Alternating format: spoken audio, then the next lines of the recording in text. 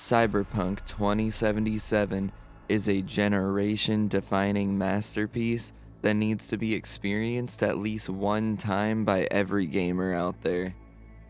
What's up everyone, my name is Chris, coming at you from Breezy's Gaming Corner, and today I bring you a review of Cyberpunk 2077 in 2025, roughly 4 years after the game launched on December 10th, 2020. As I'm sure you all remember, back when it launched, the game was in an absolutely unacceptable state. I was playing it over on the Xbox One X, and I did get bugs, but it didn't ruin the experience for me like it did most people, especially on PS4. And while the game did release in a really unfinished and unacceptable state, missing a lot of cool content that was advertised, such as scaling walls with your mantis blades and even just straight up running on walls, I do think that CDPR has done an amazing job to turn this game around and make it the best version of itself, almost in terms of No Man's Sky if we're talking comeback stories. If I'm gonna be honest, a huge inspiration for me to even make this video is how many people I know in my actual day-to-day life that still have not given this game the time of day because of the launch that it had back in 2020.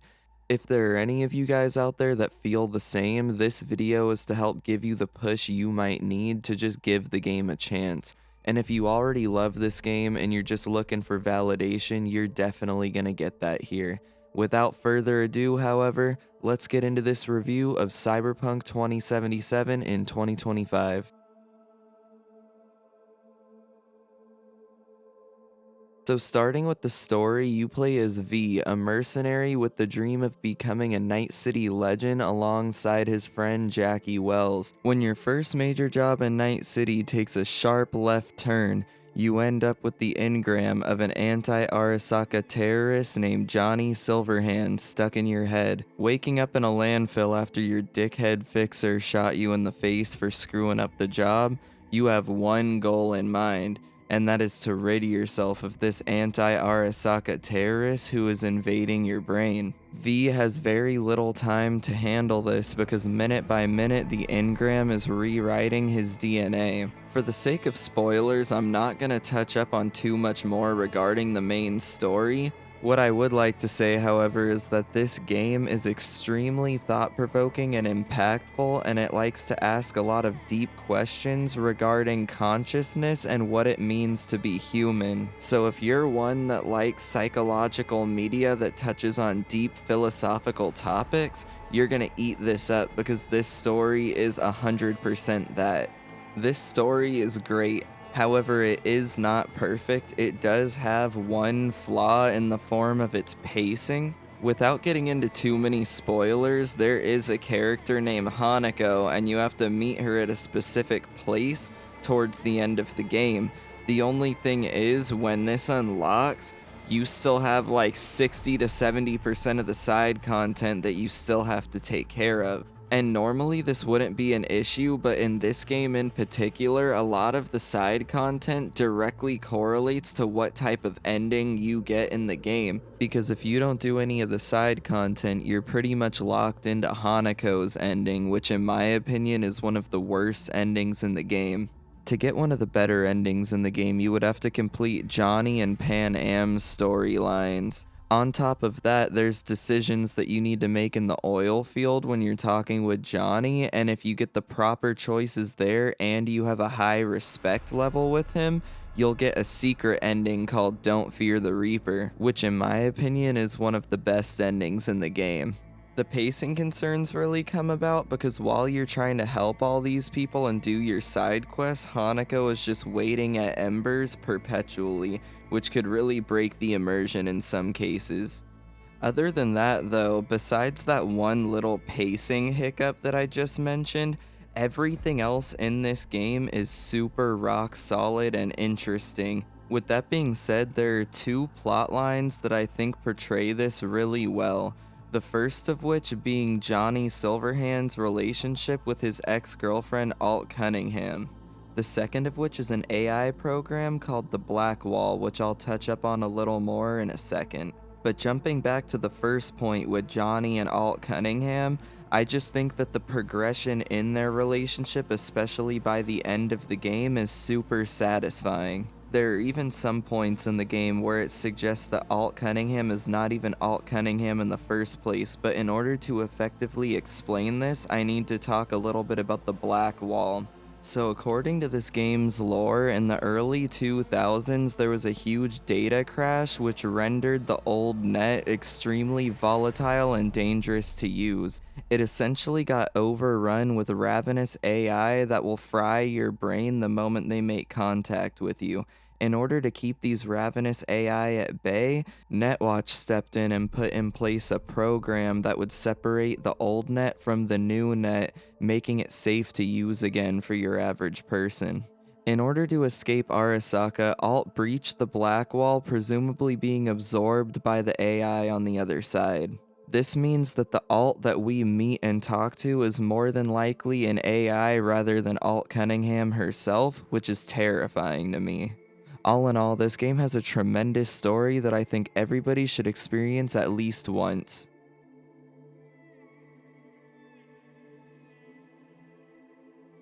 When it comes to video game cities, there's no place I'd rather be than Night City. From the neon-soaked streets of Japantown, to the run-down industrial slums of Santo Domingo, to the arid desert of the Badlands, each of these regions feel unique and fun to traverse. The crazy thing too is that this game really is not all that big, it's just super dense, packed to the brim with really intriguing side content to do and secrets to uncover. You can even get the best car in the game for free if you look hard enough. Another feature that I really adore in this game is the parkour system. CD Projekt Red put practically no invisible walls on anything, so as long as you can reach whatever it is you're going for with your double jump and air dash, you should be okay. One thing that I've found oddly satisfying is scaling the sides of tall buildings by their windows, eventually reaching the top of really tall skyscrapers. One thing I did notice though is that certain objects, when you get that high, will have lower res textures and you will fall right through them, killing yourself. I don't consider that a negative though, because technically you're not even supposed to be up there anyways, but CD Projekt Red literally just gave you the ability to explore.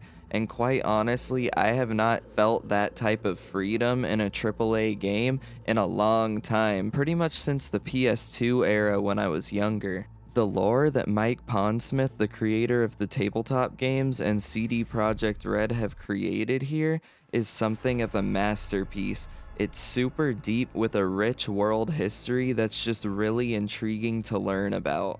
The game explores a lot of this through the use of readable shards. And if you're paying close enough attention, you can use these shards to piece together what happened in this world prior to the events of 2077. There's even a side quest involving a character named Raish Bartmoss who isn't even a part of the game, but he did something in the early 2000s that drastically altered the course of humanity as we know it. Motherfucker up a sad mass. That's Raish Bartmoss. What's kinda scary too is that a lot of the socio-economical and political conflicts that Pondsmith put in his games in the 80s are slowly seeming to come to fruition in today's modern real life. And Pondsmith himself has gone on the record to say that Cyberpunk in his eyes is not even a story, it's a warning. And CDPR did a great job of bringing that warning to life. On the gameplay side of things, it really boils down to how you want to play. There's a diverse skill tree, but on top of that, there's also a cyberware tree, which gives you armor and extra abilities such as the double jump or the air dash. There's even a piece of cyberware called the Kerenzikov, where if you're aiming down sights while dashing, you will enter slow motion. It feels really fluid and really cool every single time, and I could not get enough of it. The blades in this game are also super satisfying to use as well, especially when paired with the Sandevistan to slow down time. Stealth and quick hacks pair really well together too. taking out guys from behind while shutting down their cameras, or literally frying their brains from a distance using your cyber deck. There's a really strong variety of playstyles here, and they all feel really cool in their own way. In terms of player progression, there are two different forms of leveling systems: player level and street cred. Player level is pretty straightforward, offering you perk points and attribute points in order to get skills and boosts within the game. Whereas street cred, on the other hand, determines at which level you can get certain cyberware, weapons, gigs, you name it. After each main mission, side mission, or gig, you will gain levels in both player level and street cred level. One of the most welcome additions of the game is the police system that they added in the 2.0 update.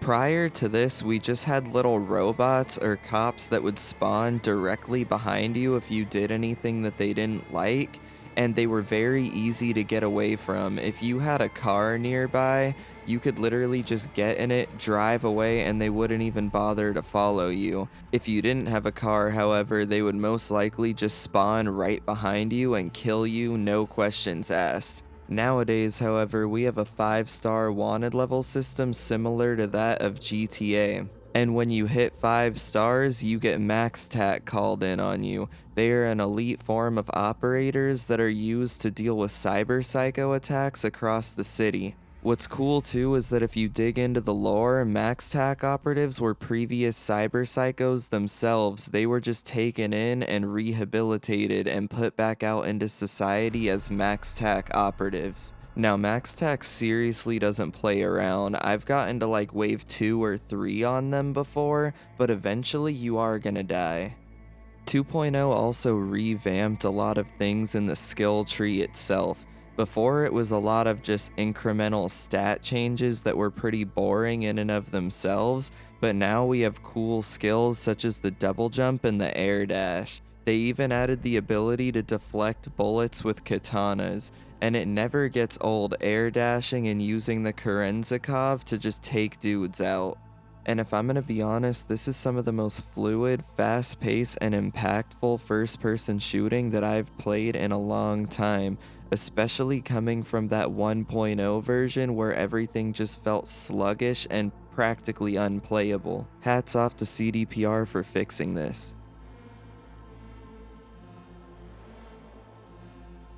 Phantom Liberty is one of, if not the best, DLC to ever release for a single player game.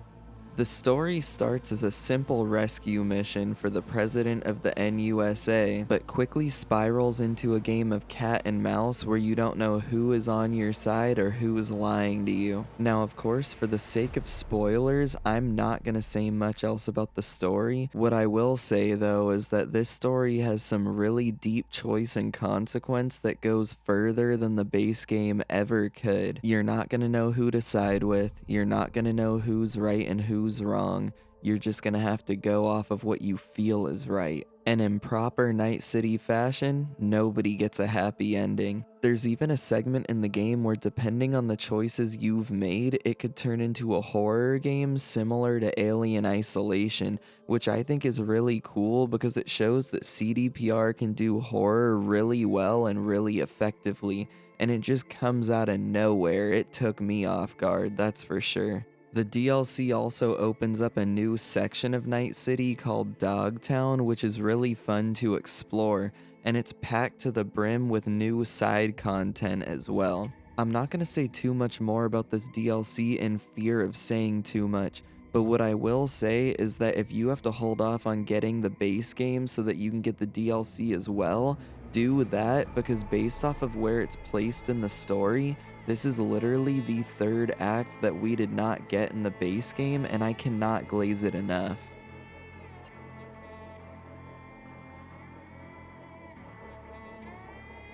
Back when this game released in 2020, there was a very vocal part of the community who would swear up and down that this game had a very severe lack of choice and consequence. I didn't agree back then, and I don't agree now. Although nowadays the narrative has shifted quite drastically in the community, with many people praising the game's choice and consequence. It's funny too because in conversations I've had with friends, they like to use the Fallout games and Skyrim as examples of what good choice and consequence is.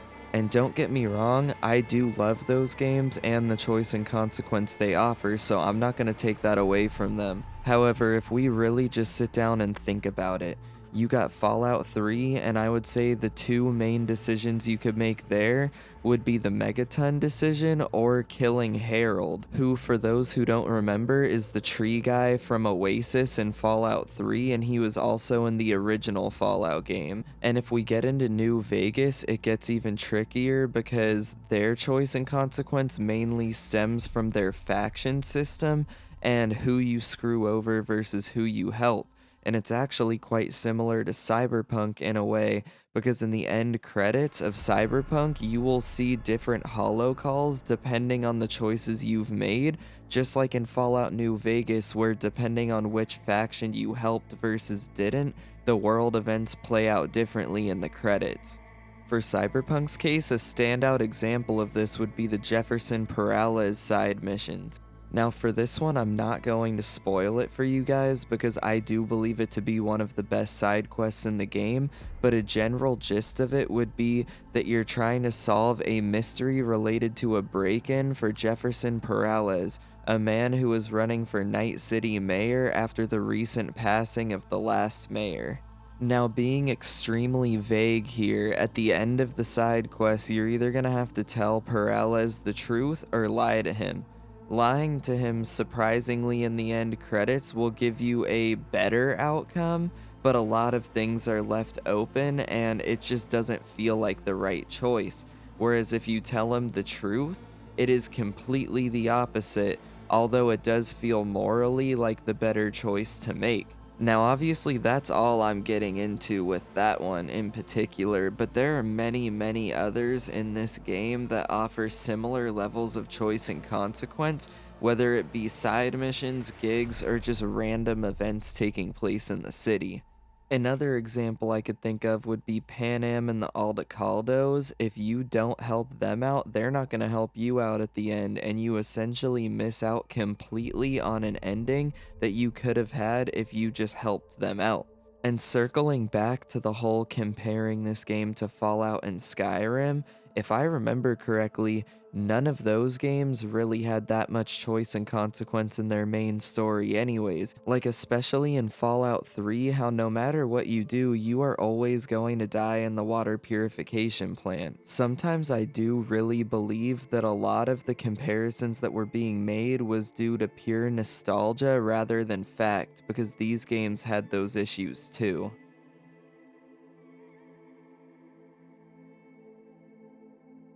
Now getting into the bugs, I'm actually really happy to say that in 2025, at the time of recording, this game plays very smoothly. It is nothing like the launch in 2020, which was completely unacceptable in my opinion. I completely agree with all of that.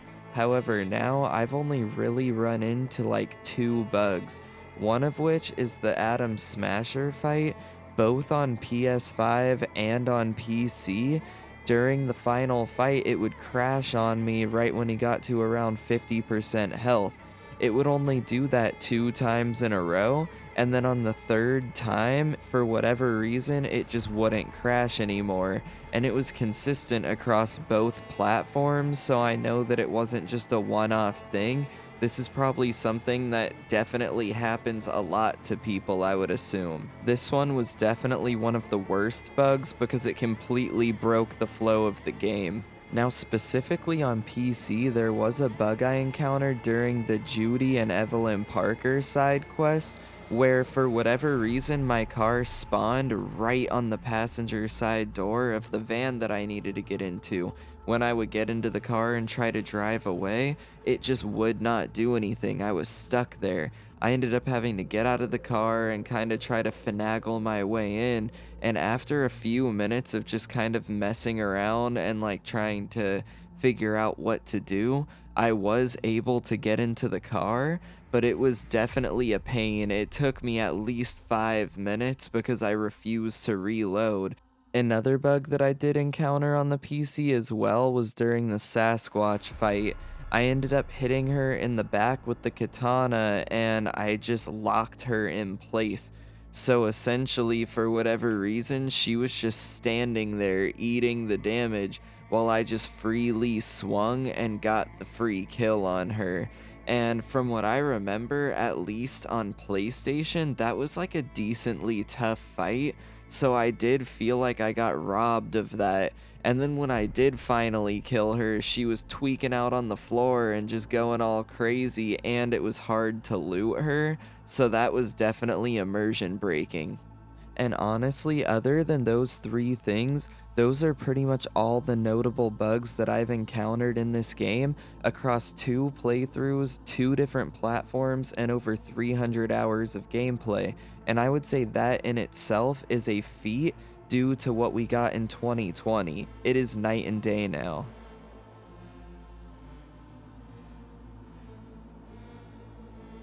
Real quickly, I would also like to just give a huge shout out to this game's soundtrack.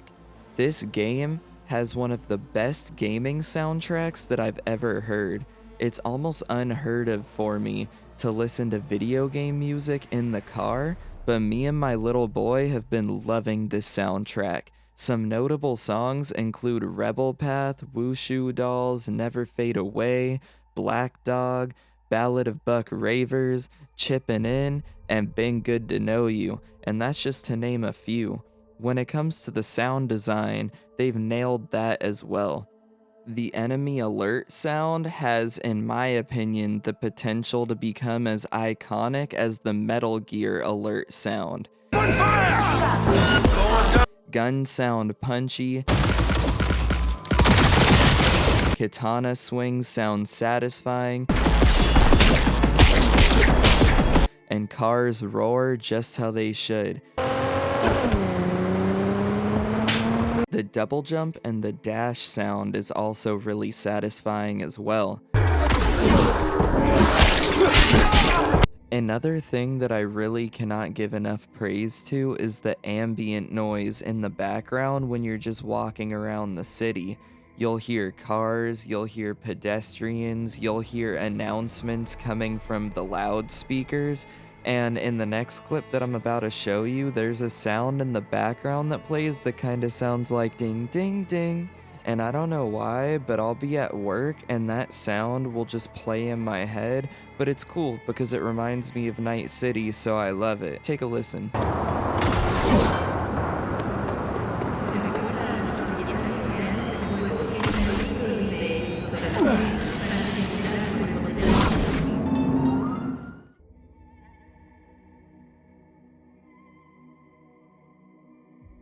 At the beginning of this video, I asserted that this game is a generation-defining masterpiece.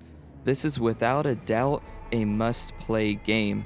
The story by all means should be experienced by all gamers. I personally would put this game up there with the likes of The Witcher 3 and Skyrim. In fact, I actually think this game is a little better than Skyrim, as for me it's simply more fun to play and has more gameplay options. If I had to give this game a number score at launch, it probably would have been a soft to mid 6, but for me today, especially with the Phantom Liberty expansion, this game is easily a 9.7 out of 10, and I cannot recommend this game enough. I want to give it a 10 out of 10, but I'm not giving any game a 10 because 10 is the gold standard and 10 is impossible. 9.7 is a monster score, and I could not commend it enough for that. Please do yourself a favor and pick this one up. I promise you, you will not regret it. If you guys made it to the end of this video, I just want to thank you so much for your time and support. It really means the world to me, and I really hope y'all go check out this game if you haven't already. Have you already played Cyberpunk? If so, let me know how you feel about it in the comments below. And if you liked this video or you found it helpful or informative in any way, please drop a like as it helps the channel out a ton, and maybe consider subscribing for more honest gaming content. Take great care of yourselves, and I'll see you guys in the next one. Peace.